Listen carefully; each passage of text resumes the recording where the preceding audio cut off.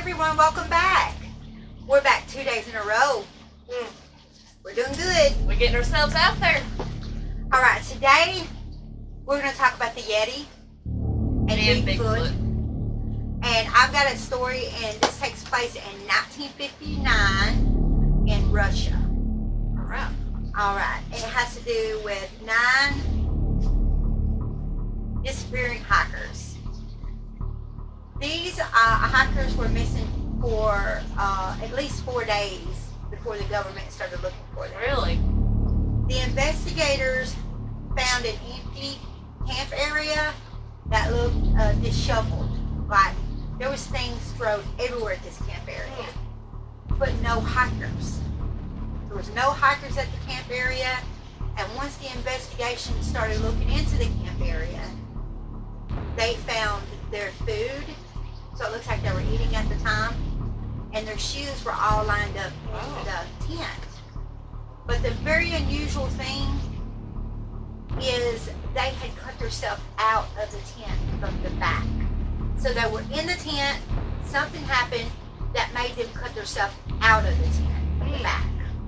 And they definitely left in a hurry. So if they cut themselves out of the tent, they even left their shoes, snow on the ground. I mean, lots of snow. So whatever got them to leave in a hurry must have scared them, maybe, for the point for them to even leave their shoes. They was like, I don't care, I'm just going out of here. Okay, there was 7 men and 2 women in this team of 9. And they were all young, experienced hikers. So we're not talking about people that don't know what they're doing. These people knew what they were doing. Yeah, they get out in the wilderness. They know how to handle it. And they were all in shape. Okay. As the investigators started looking, trying to find the people, 5 of the people were found 500 yards away from their tent. So 5 of them were found pretty close to the tent. Okay. But guys, the most weird thing about this whole thing is they were found half naked. Almost naked. Almost all of them was almost all the way. So whatever got a hold took some of their clothes. You would think that, but not only were they found naked, their clothes were nowhere to be found. That's crazy. So their clothes were gone. Nowhere to be found. What takes these people's clothes? And I did some investigating of my own. And the investigators think, I don't know if you know anything about hypothermia. Yes. Okay. Hypothermia also causes the last stage of hypothermia. You get hot. Oh, really? When you're in the last stage, you get really, really hot. So you start taking your clothes off. And in my investigation, there is nobody that has ever survived hypothermia when it got into that stage of where you're starting to take your clothes off. You think that could have been what was happening to them, maybe? But where was their clothes? I thought it was hypothermia too, guys. I was like, yeah, that's what got them hypothermia. Yeah, but that doesn't explain why their clothes wasn't there. So someone or something took them? That's strange, though. And if it was an avalanche and they ran out like that, if they ran out with just the clothes they had on, wouldn't the clothes be found at the campsite? Yeah, you would think. And here's something else that really confused me, guys. The last 2 of the hikers, the campers, they were found with a major trauma to the chest, like they was in a car accident. Yeah, and I was thinking, could the avalanche have done that? But there's more. There is no way I believe this was an avalanche. I think this was a Yeti. I think it was a Yeti. Maybe they ran across the Yeti and this Yeti just, took them out. Yeah. Because some of the bodies, some of these 9 bodies, their eyeballs were missing and their tongue was missing. Oh. And they also had radiation on their body. Really? Now, Russia was doing a lot of testing of bombs and stuff back in that day. Yeah. And Russia also did a lot of testing on impregnating monkeys with human eggs, and humans impregnate them with semen from monkeys. But none of them ever lived. Yeah. None of the infants ever lived either way. But did they actually succeed? Never know. And is that what a Yeti is? You never know. I would have been all for thinking that it was an avalanche. Until you hear about them finding the other ones. Yeah, and know where's their clothes, what happened to their eyes, what happened to their tongue. Why did they have radiation on them? That is strange. Alright guys, time for my second story. This story actually happened to me. I think I might have told this on this channel. I'm not sure, I might have. But back when my boys were younger, we live in Kentucky, so we also get a lot of snow. Not a lot like Russia. Russia's No. crazy. But sometimes we have had bad snow. It's just not very much. We've been snowed in. We've been without power for weeks. So, we lived in a trailer at the time, and I swear this was the coldest place we ever lived. It was terrible. But my husband, he travels on the road, so he's gone all during the week, sometimes a couple weeks at a time. So it's left up to me, to take care of everything. Yeah. Well, I raise everybody's kids. Yeah. I have a lot of people that call me mama through the years. So my sons, I have twin boys. Yeah. They had a couple of their friends over. Alright. And they'd been over there for a couple weeks. Well, it was near Thanksgiving, and my husband was going to be home the following day. You probably remember this happening. And so I had to go Thanksgiving shopping. Yeah. But I had to park my truck down at the end of the hill. My trailer was up on a hill, and I couldn't make it up the driveway in my truck because we had so much snow. Yeah. And so I had all the boys after we went shopping. I parked at the end of the hill. I had a couple of the boys help me carry the groceries. Well, you know how kids are. They're taking their time. And I've got my bag, and I've got the turkey in one bag and some canned goods in the other, and I'm going up the hill. And the boys are Taking their time. they're down at the bottom of the holler. They're hollering. They're having a good old time, throwing snowballs. And I'm like, y'all get the rest of the groceries. I'm not coming back. I'm cold. I want to get in the house. So I'm coming up the driveway, and I got my groceries. And all of a sudden, as I get almost like maybe 15 feet away from my trailer, I see the top of the trees moving. And it's a wooded area. All around, everywhere I've ever lived up in Kentucky, we live near Daniel Boone's forestry. Yes. Right now, right across the road is Daniel Boone's forestry. Yeah. So I could see the top of these trees moving. They were probably about 10 feet trees. They were small trees and bushes, but I could see them moving, and all of a sudden I stopped. And my other son, the one that you're married to, Yeah. Cameron, he's standing right by me. And all of a sudden we hear this holler.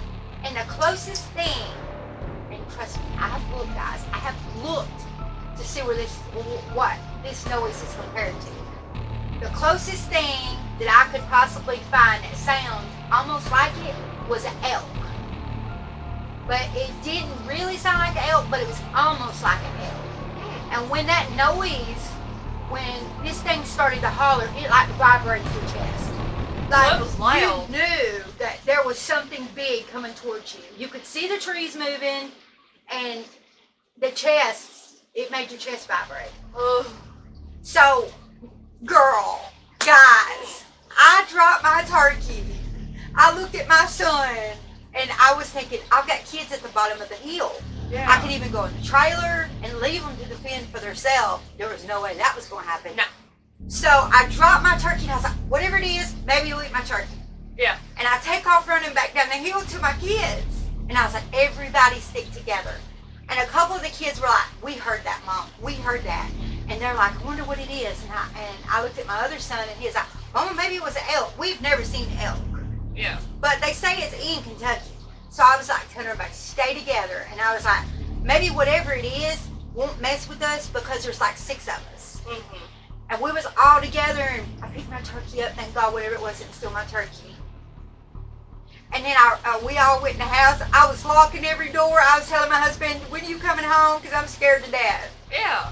But that is one of my experiences. I've never seen Bigfoot. But that's something that they've heard things across the road. Mm-hmm. and they've recorded it. We'll have to do a story about that. And when you hear that, it will give you chills. That was almost like the sound that I heard. To do a complete story on that another time, because that is so long, and I've actually got the recordings from that guy. It's scary. Yes. And anytime something like this happens, it's always dark. Always. All right, baby. Now give us your evidence. Alrighty. So first, we got Bigfoot, and I'm going to tell you some facts about this bad boy. So he's mostly described as a muscular, bipedal, ape-like creature that is covered in black, dark brown, and sometimes dark reddish fur. Some descriptions say that Bigfoot is more man-like. And the descriptions include broad shoulders, no visible neck, and some long arms. Yeah, I've heard that. Now, there's been encounters of people saying that they've seen it during the night. And when they say that they've seen it during the night, its eyes shine either yellow or red. That'd be a scary thing to see. Yeah, I think it's because they got night vision. Yes. Now, they describe the smell of Bigfoot as, now this is how they say it, imagine a skunk that had rode around in dead animals and hung around the garbage pits. That's what they say describes the smell of Bigfoot. My son seen him and he said it smelled like a wet dog. Yeah. And some footprints contain claw marks. So there's some theories that there's some kind of relation to bears because of the claw marks. That's crazy. In Texas, people can hunt Bigfoot with the proper license and permissions. What? Mm-hmm. Most other places, you can't. It's illegal. Texas! How can you say that? How can you allow that? Exactly. Alright guys, we had a power outage. It's crazy. We were trying to talk and it shut us down. Like the thing went completely dark and all you hear, you've got to be kidding me. Alright. Alright. Where's you at? So, there was actually an ordinance that was passed in the Pacific Northwest stating that slaying a Bigfoot was a felony, punishable by up to 5 years in prison. That's what I was thinking, because what if they're half human? Yeah, that's actually a reason they said that. And another reasons why it is illegal in some places, what if it's more human-like and it's like you'd be killing somebody? I think the only way you'd be able to kill one or to shoot one is if it was trying to harm you. You know, there is in some places that you can shoot it, but only if it's in self-defense. Yeah. Alright, now we're going to do some facts about the Yeti.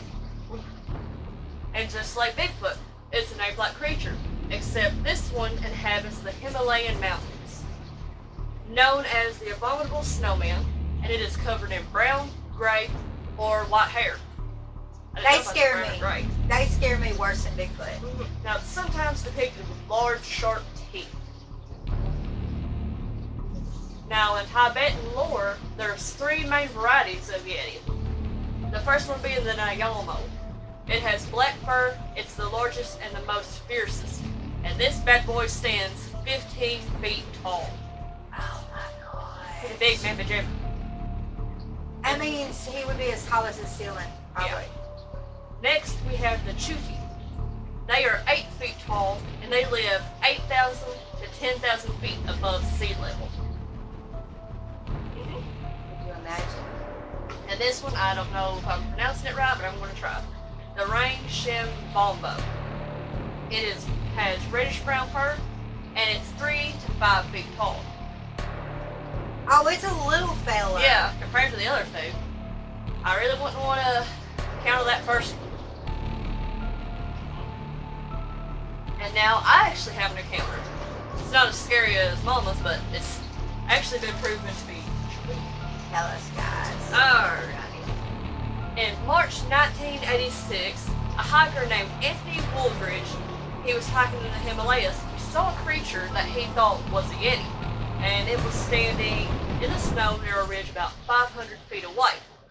Well, Woolridge seen some tracks that supposedly led to the creature, and he took 2 pictures of it, and they later got analyzed, and they were proven to be genuine.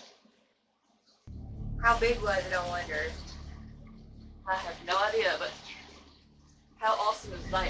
That's awesome but scary. Yeah, and they were proven to be real. Yeah. All right, guys. Thank you for joining us. Don't forget to go check out Baby's channel. This is also going to be on her channel. Yep. Also. And Stormy, of course. And we'll talk to y'all guys later. Bye. Oh, imagine how scary that was. That would be scary. I'd like to know how big it was. Oh, huge. No on the road.